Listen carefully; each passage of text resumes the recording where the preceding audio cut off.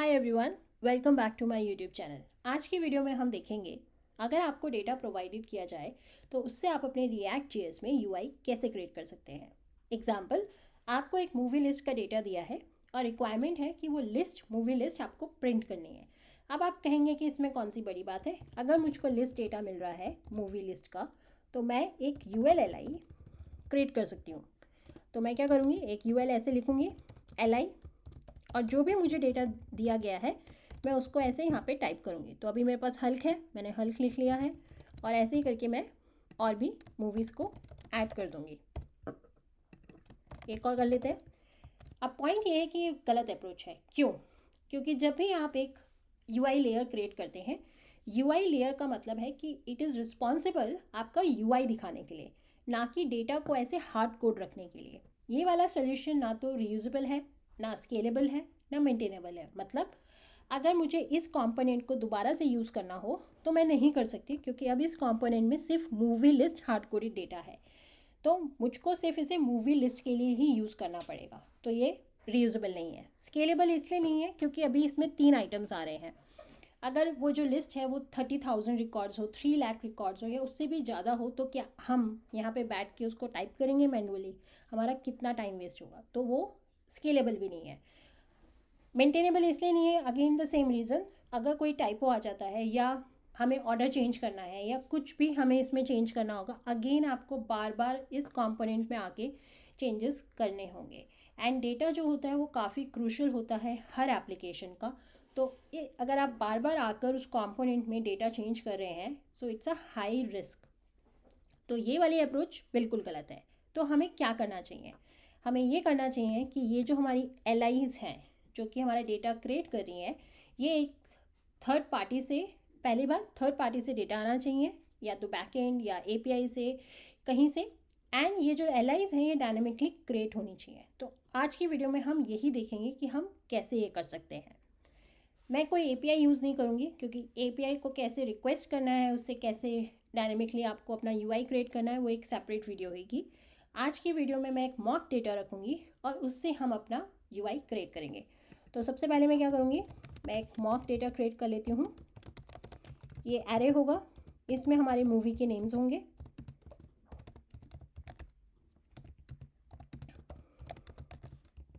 Okay, यहाँ से मैं अपनी LIs को रिमूव कर देती हूँ। अब हम क्या करेंगे, इस मॉक डेटा पे हर आइटम को पिक करेंगे, LI में डालेंगे और इसको यहाँ पे अपने JSX में प्रिंट करेंगे। बट वो हम कैसे करेंगे? तो उसके लिए हम जावास्क्रिप्ट यूज़ करेंगे। हम एक फंक्शन बनाएंगे जिसका नाम हम रखेंगे क्रिएट मूवी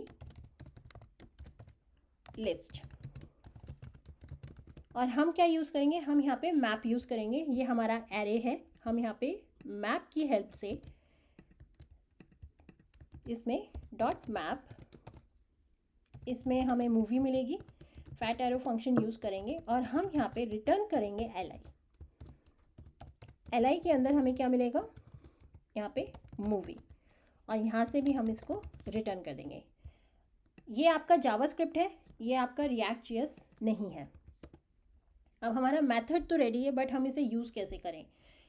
जहाँ पे भी हमें अपनी LI को प्रिंट करना है, हमें क्या करना होगा, बस इस फंक्शन को लेंगे, यहाँ पे हमें UL में इसे प्रिंट करना है। क्योंकि ये JSX है तो हम कर्ली ब्रैकेट्स यूज़ करेंगे और इस फंक्शन को कॉल कर देंगे। अगर आप देखेंगे तो राइट साइड में आपकी लिस्ट क्रिएट हो रही है। तो इस तरीके से हम करते हैं। हमने क्या किया, यहाँ पे मॉक डेटा लिया, एक मेथड लिखा, उस मेथड में हमने मैप यूज़ किया और उससे अपनी LI क्रिएट करके अपने JSX में उस फंक्शन को कॉल कर लिया। इस तरीके से हम ये करते हैं। अब बात करते हैं, जो हमने कहा था कि पहली वाली अप्रोच सही नहीं है और ये अप्रोच सही है। हाउ? अगर अब मुझे कोई भी एक नया आइटम यहाँ पे ऐड करना है तो मैं अपने कंपोनेंट में चेंज नहीं करी। एक यहाँ पे मैं एक चीज़ हाईलाइट करना चाह रही हूँ, क्योंकि अभी हम एग्जांपल देख रहे हैं, तो मेरे लिए ये मेरा कंपोनेंट है और ये जो मॉक डेटा है ये एक्चुअली आपका एक API हो गई। या हम क्या कर सकते हैं, हम एक सेपरेट मॉक डेटा की फाइल बना सकते हैं और वहाँ पे रखेंगे, तो हमारा सेपरेशन हो जाएगा कि हमारा मॉक डेटा सेपरेट है और हमारा एक्चुअल कंपोनेंट अलग है। तो अब अगर मुझे अपने मॉक डेटा में कोई नया आइटम ऐड करना है तो मुझे क्या करना होगा, सिर्फ मुझे यहाँ पे आके ये ऐड करना है। मैं अपने कंपोनेंट को टच नहीं कर रही हूँ, मैं इस कंपोनेंट को बिल्कुल भी टच नहीं कर रही हूँ। एंड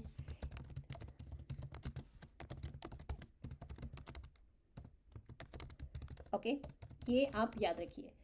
अब स्केलेबिलिटी की बात करें तो आप देख सकते हैं कि अभी क्योंकि ये मॉक डेटा है, लेकिन अगर जब ये एपीआई होगी तो एपीआई में चाहे वो 3 रिकॉर्ड हो, 3000 हो, 30,000 हो, 3 lakhs हो, आपको कोई टेंशन लेने की ज़रूरत नहीं है। आपको कोई यहाँ पे चेंज नहीं करना है। आपका ये कोड हर तरीके n नंबर ऑफ डेटा को हैंडल कर पाएगा। सो आपको उसको टेंशन लेने की ज़रूरत नहीं है। तो ये स्केलेबल भी है, मेंटेनेबल। अगर कोई भी टाइपो चेंज होना है, कुछ भी होना है, तो वो बैकएंड से होगा। बट आपकी ये जो कंपोनेंट है या आपकी जो यूआई लेयर है, वो अपना ही जो उनको काम असाइन है कि यूआई को डिस्प्ले करना है, वो काम कर रहे हैं। और डेटा और यूआई टाइटली कपल्ड नहीं है यहाँ पे। ओके, अब बात करते हैं कुछ बेस्ट प्रैक्टिसेस की कि इसको हम और कैसे बेस्ट कर सकते हैं। तो सबसे पहली चीज़ है, यहाँ से शुरू करते हैं। अभी हम क्या कर रहे हैं, हम हैप्पी बात ले रहे हैं कि हमारा डेटा, मॉक डेटा हमेशा अवेलेबल होगा। बट एक्चुअल में ये एक एपीआई होगी, तो वो एसिंक्रोनस ऑपरेशन होगा। इसका मतलब कि जब हमारा ये कंपोनेंट रेंडर हो रहा होगा, उस टाइम हमारी एपीआई रिक्वेस्ट भी जारी होगी। तो पॉसिबिलिटी है कि शायद डेटा अवेलेबल ना हो और कंपोनेंट पहले रेंडर हो जाए। तो उस टाइम पे क्या होगा, ये मॉक डेटा जो होगा वो डिफाइन नहीं होगा और हमें यहाँ पे एरर थ्रो होगा। तो हमें क्या करना चाहिए, हमेशा हमें एक कंडीशन अप्लाई करनी चाहिए जब भी हम अपने JSX में इस मेथड को कॉल कर रहे हैं कि जब डेटा हो तभी ये फंक्शन एग्जीक्यूट होना चाहिए। तो ये पहली बेस्ट प्रैक्टिस है। दूसरी की बात करते हैं, ये वाला जो हमारा मेथड था क्रिएट मूवी लिस्ट, अगर आप देखेंगे तो इसमें ना तो हम स्टेट्स यूज़ कर रहे हैं, ना स्टेट वेरिएबल्स यूज़ कर रहे हैं, ना कंपोनेंट से रिलेटेड कुछ। तो हम क्या कर सकते हैं, इस मेथड को यहाँ से मूव करके कंपोनेंट के बाहर रख सकते हैं। अब उससे फ़ायदा क्या होगा, रीयूजेबिलिटी। ये जो फंक्शन है आप इसे बार बार यूज़ कर सकते हैं, आप इसे एक यूटिल फाइल में मूव कर सकते हैं और वहाँ से रीयूज़ कर सकते हैं। दूसरा, आपका ये मेथड एकदम सेपरेट है आपके कंपोनेंट से, तो टेस्टिंग यूनिट टेस्ट केसेस जब आप लिख रहे हैं तो उसमें भी आपको ईजी हो जाएगा। थर्ड, अगर आपका ये जो फंक्शन है, ये कंपोनेंट जो है ये री रेंडर होगा, तो आपका ये मेथड जो कि क्रिएट मूवी लिस्ट है, जो कंपोनेंट से बाहर है, तो वो बार बार रिक्रिएट नहीं होगा। तो आप वहाँ पे ऑप्टिमाइज़ कर रहे हैं। अगर इसमें कोई भी स्टेट या कंपोनेंट का कोई भी स्टेट या वेरिएबल यूज़ होगा, तो आपको इसको वापस कंपोनेंट के अंदर मूव करना होगा। अभी हम यूज़ नहीं कर रहे हैं तो हम इसको बाहर रखेंगे। तो ये कुछ बेस्ट प्रैक्टिसेस हैं जो आपको ध्यान रखनी चाहिए जब भी आप ऐसे लिस्ट बना रहे हो। अब एक चीज़ करते हैं, अब कंसोल में जाते हैं। कंसोल को इसको क्लीन करते हैं और एक बार मैं फिर से रिफ़्रेश करती हूँ। अगर आप यहाँ पे देखेंगे तो आपको एक वार्निंग आ रही होगी, each child in a list should have a unique की प्रॉप। तो ये क्या है, अगर आप देखेंगे तो यहाँ पे एक आपको लिंक भी मिल रहा है उनकी ऑफिशियल डॉक्यूमेंटेशन का। कीज़ को समझने के लिए और इसकी इम्पॉर्टेंस क्या है उसको समझने के लिए हमें एक कॉन्सेप्ट समझना होगा, रिएक्ट का वर्चुअल डॉम, और कैसे परफॉर्मेंस ऑप्टिमाइजेशन होती है थ्रू वर्चुअल डॉम। उसके लिए मैं एक और वीडियो बनाऊंगी, नेक्स्ट वीडियो में हम ये टॉपिक कवर करेंगे। बट आज की जो हमने सीखा है मैं उसको समराइज़ कर देती हूँ। हमने आज ये सीखा है कि अगर आपको एक डेटा मिलता है, उससे आपको अपना यूआई क्रिएट करना है, तो वो आप कैसे करेंगे। तो उसके लिए हमने एक मेथड लिखा था, उस पर हमने मैप यूज़ कर रहे हैं टू क्रिएट अवर एलाइज। जहाँ पे भी हमें अपनी वो एलाइज या डेटा को प्रिंट करना है JSX में, हम वहाँ पे एक कंडीशन लगा के कि अगर डेटा अवेलेबल होगा तभी वो फंक्शन एग्जीक्यूट हो, उसके साथ यूज़ करते हैं। अभी हमने मॉक डेटा यूज़ किया है।